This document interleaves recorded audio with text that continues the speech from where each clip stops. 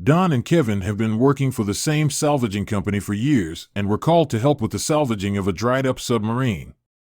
However, that wasn't their only task this time, as they were also training a new employee, Carl.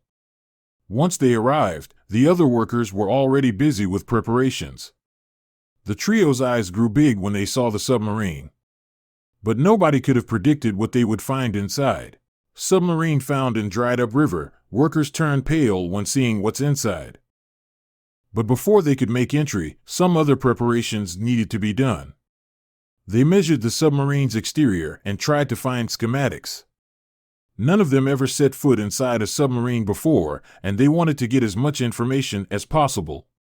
Once that was done, they could finally open the hatch. The submarine's door flew open, and Don already had a foot inside.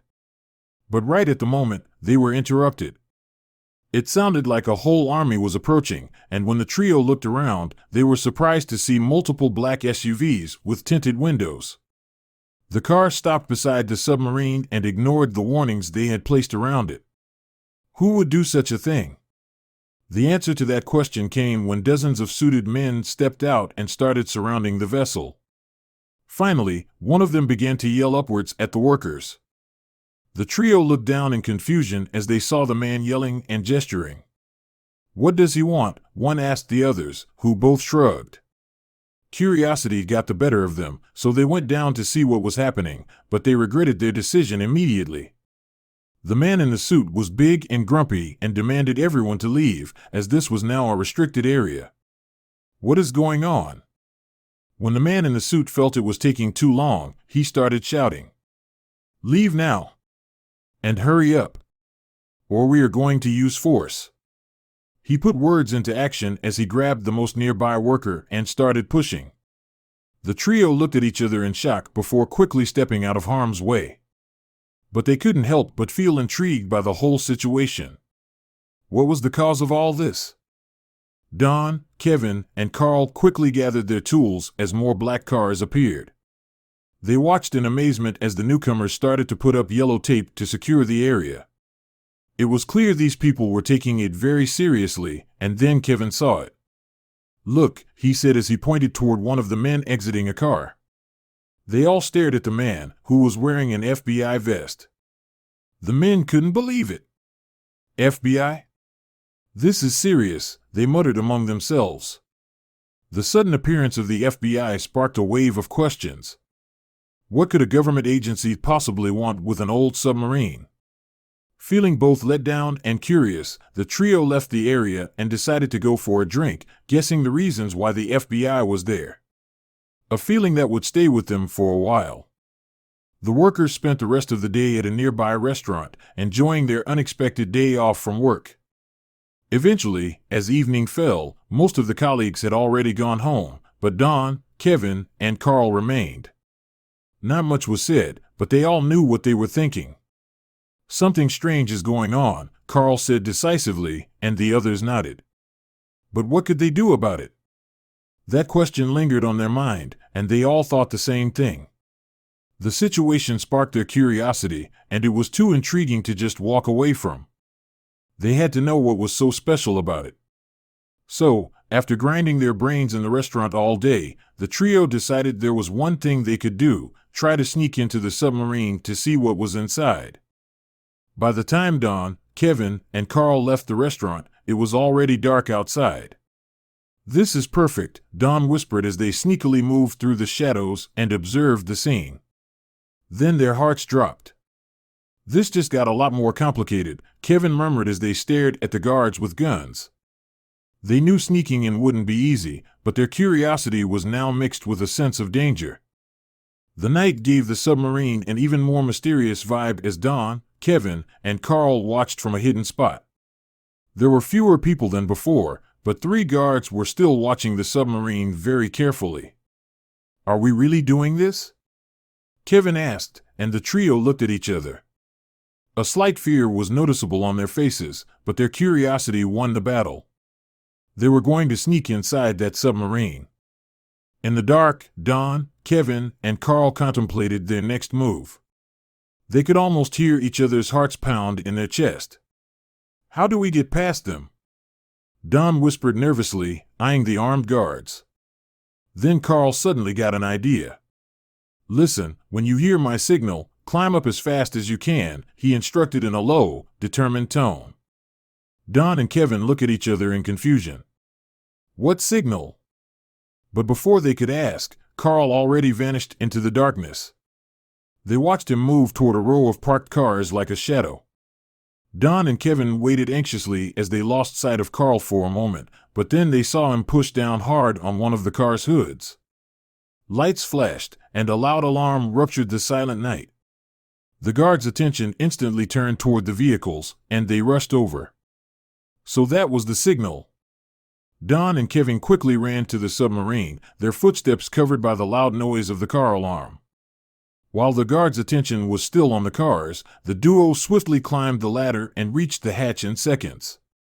They stood precisely in the same position as earlier that day, only this time, they were really going inside. But where was Carl? Before Don and Kevin could look for him, the car alarm fell silent. They looked at each other and realized they had to go inside now.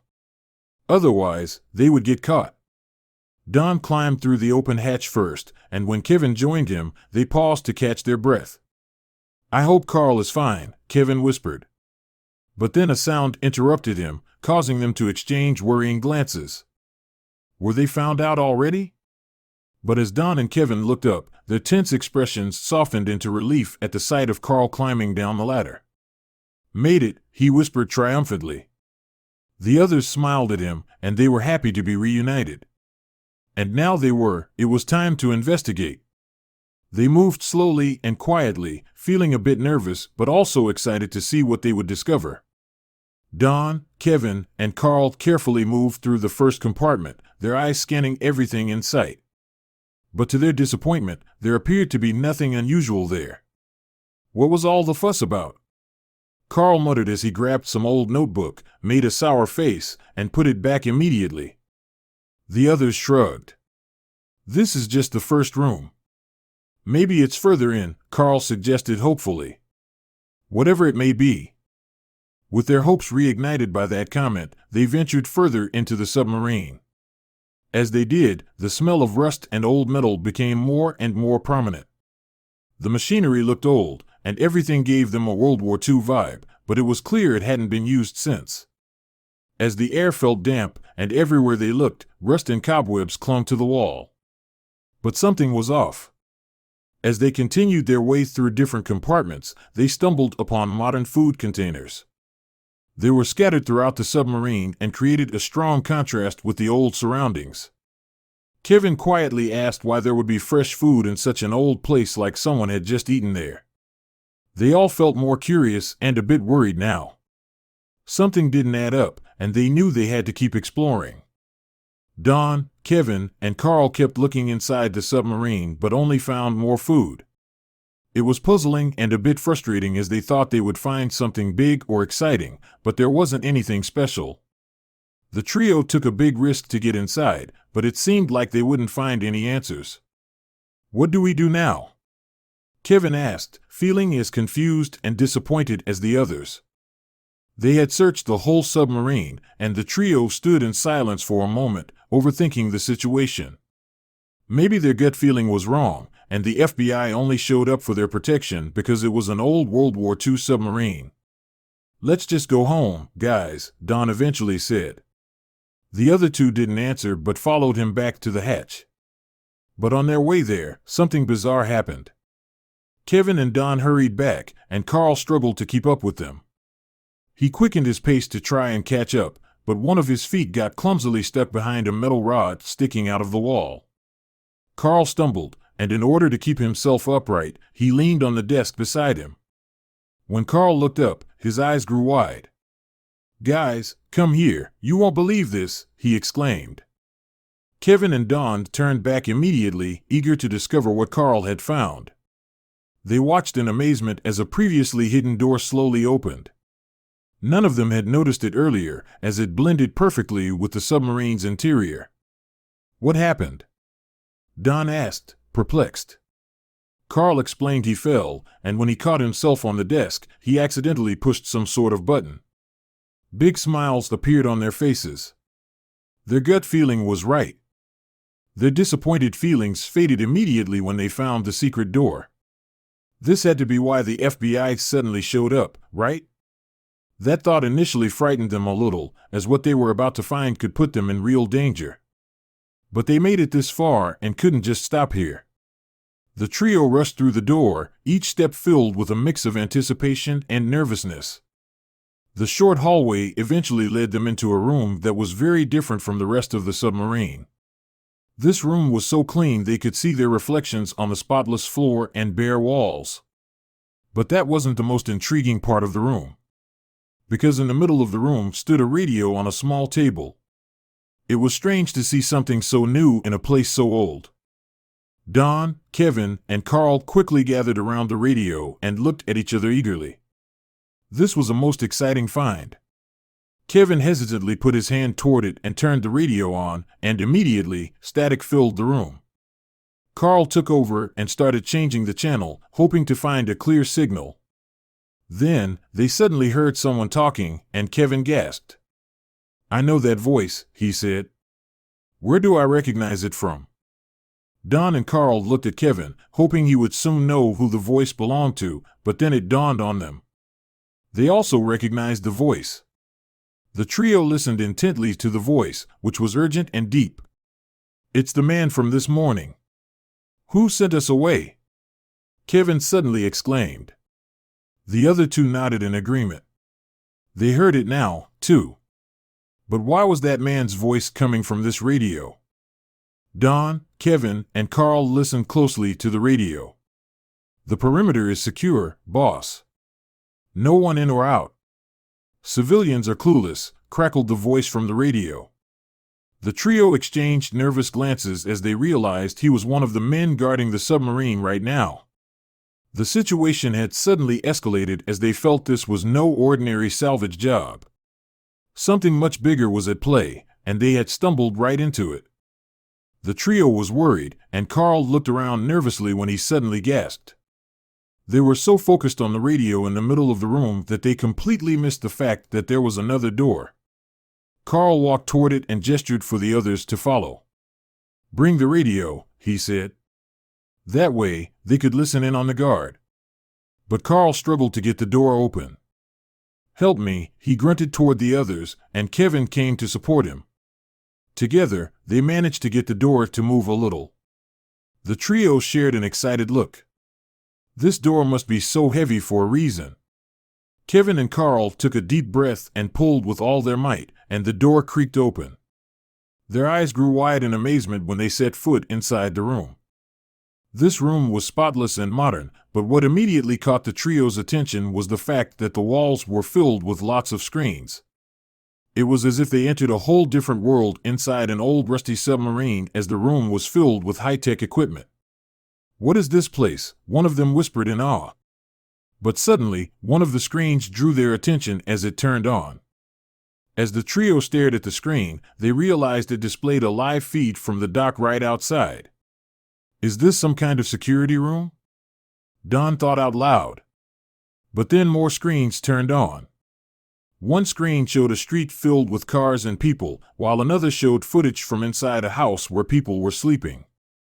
One by one, all the screens turned on, showing more and more unsettling footage. "This doesn't feel right," Carl said, and the other two nodded agreeingly. The trio looked around uneasily and began taking pictures and videos of the screens and the room. The silence was loud as they were all speechless.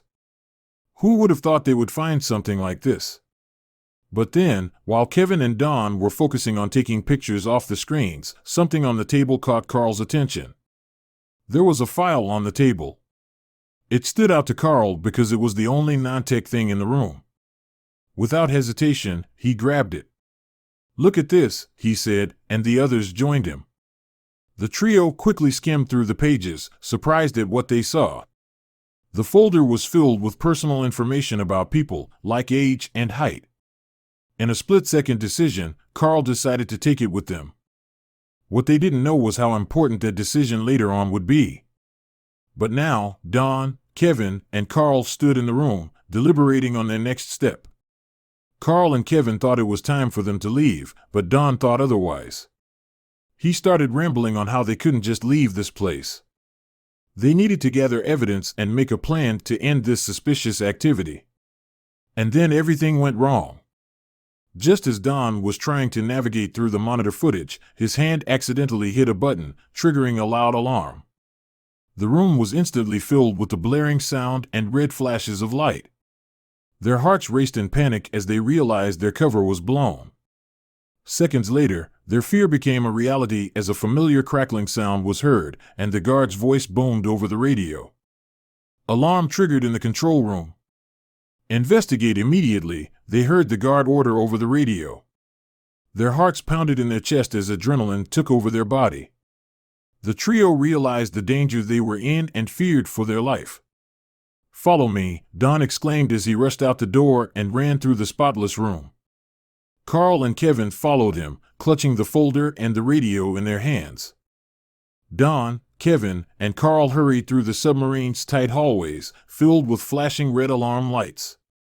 The submarine felt like a maze, and the loud alarms echoing off the metal walls made it impossible to know if the guards were nearby.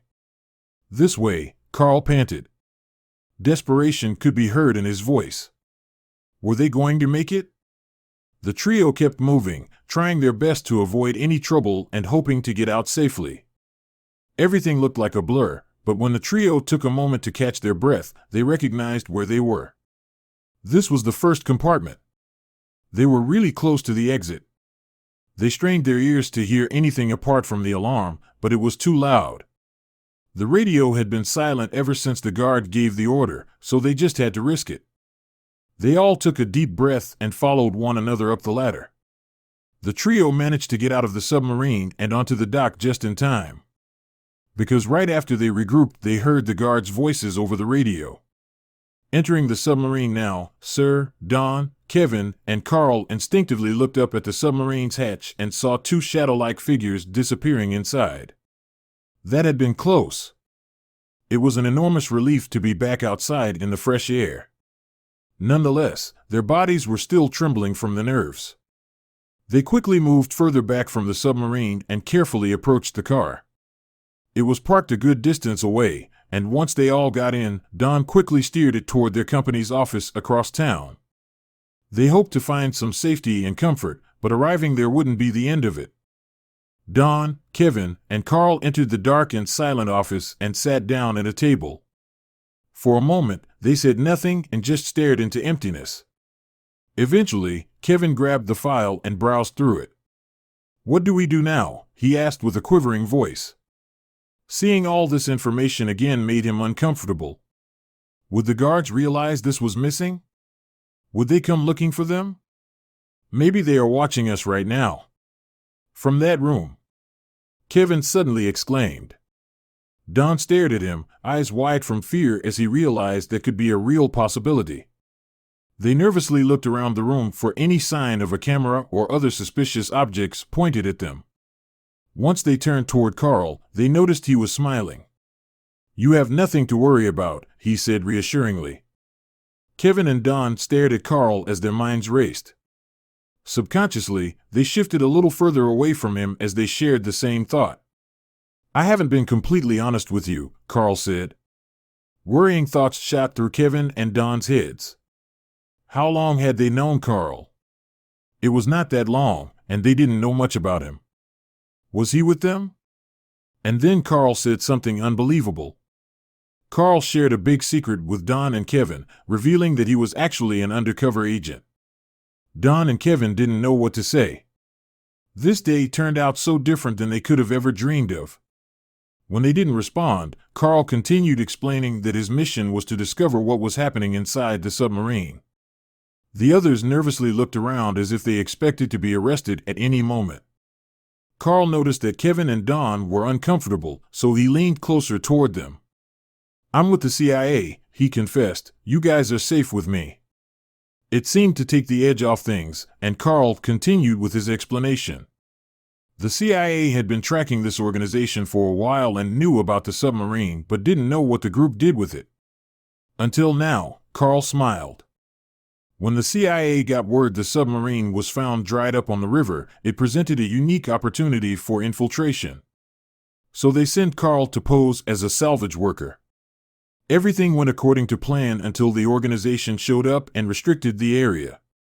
From there on out, I had to improvise. Carl explained. Kevin and Don looked at each other as they thought about it, and then it suddenly clicked. Don and Kevin now understood how Carl, who was really a CIA agent, seemed to know what to do at every step. They thought about how he quickly set off the car alarm and led them inside the submarine. And he probably didn't find the hidden door by accident either. They couldn't help but laugh as they realized everything probably went precisely as Carl had planned. So what did we get ourselves into? Kevin asked. Carl told them that the people who acted like they were from the FBI were, in reality, a dangerous organization of hitmen. They pretended to be FBI agents so nobody would come near them and find out what they were doing in the submarine. This revelation sent shivers down Don and Kevin's spines as they realized how much danger they had been back at the submarine. Can you arrest them? Don asked hopefully. Carl nodded at Don's question. Before, the CIA was powerless as the submarine was underwater, but now everything was different. The agency dreamt of this scenario and was ready if it would ever occur. Thanks to the successful infiltration, they had every piece of evidence they needed to take action against the hitmen. Carl spread the documents from the folder in front of them and took out his phone. Carl explained that these files were the target for the whole operation. These people are all a target for the organization, Carl said.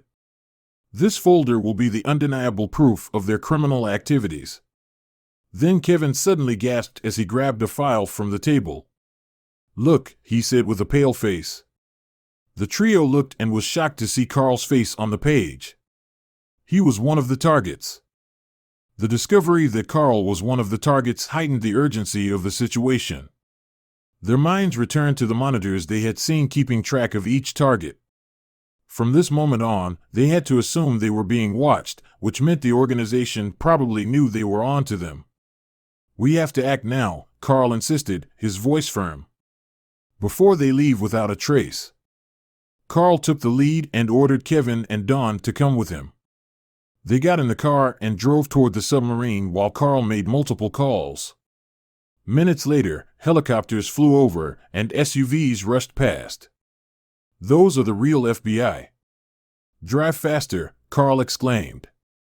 They arrived at the submarine and saw it swarming with agents. It appeared that the guards from the organization were inside the submarine. Carl was about to leave the car when Don asked a question that had been on his mind the whole ride over. But how will you find the rest of the organization? He assumed the organization consisted of more than just these 3 guards. Carl turned back at him and smiled. Good question, but don't worry. We have a plan. Then Carl ordered them to stay in the car and went to assist the FBI. The arrest of the guards was the first step in that plan. Carl had already been inside the submarine, so he took point in the operation to get the guards out. Together with the real FBI, he managed to swiftly get the imposters out and arrest them. After this, they seized everything inside the submarine. With the first step complete, the rest of the plan was simply executed. Because now that the FBI had control over the submarine, they also got control over the entire organization's internal network. The guards shared the login information, which the FBI and CIA used to trace every single member of the organization spread across various locations. The organization spanned wider than the agencies had ever dreamt of, and it would be a serious task to catch every member while protecting the organization's targets. Over the next few months, the FBI and CIA worked tirelessly to track down every member of the Hitman organization. It was a challenging task, but their determination paid off. Don and Kevin also played an essential role in this process, as they were key witnesses for most of the trials. The information and actions they saw firsthand helped bring criminals to justice, ensuring the safety of the organization's intended targets. After the grueling trials, every member of the Hitman organization was sentenced to a lengthy prison sentence. Don and Kevin emerged as unsung heroes from their unexpected adventure. They ended up in a news article that people all over the country read, which talked about how brave they were and how they helped stop a dangerous group of criminals. Carl stayed under the radar while the salvage workers became famous nationwide. It was all very new for Kevin and Don, who never thought this would come from sneaking into a submarine. They were just happy to help and come out of it alive. But the events really changed their lives because when the CIA was done with the investigation, they donated the submarine to the local museum. Don and Kevin were invited to open the exhibit, but that wasn't all. Kevin and Don agreed eagerly and were happy to see the submarine in the exhibit. But after they opened it, they got flooded with questions. They spent the whole day answering them, and when they finally wanted to leave, they got approached by a director who asked if they would be interested in making a documentary. The duo looked at each other in disbelief and then agreed immediately. Completing their adventure.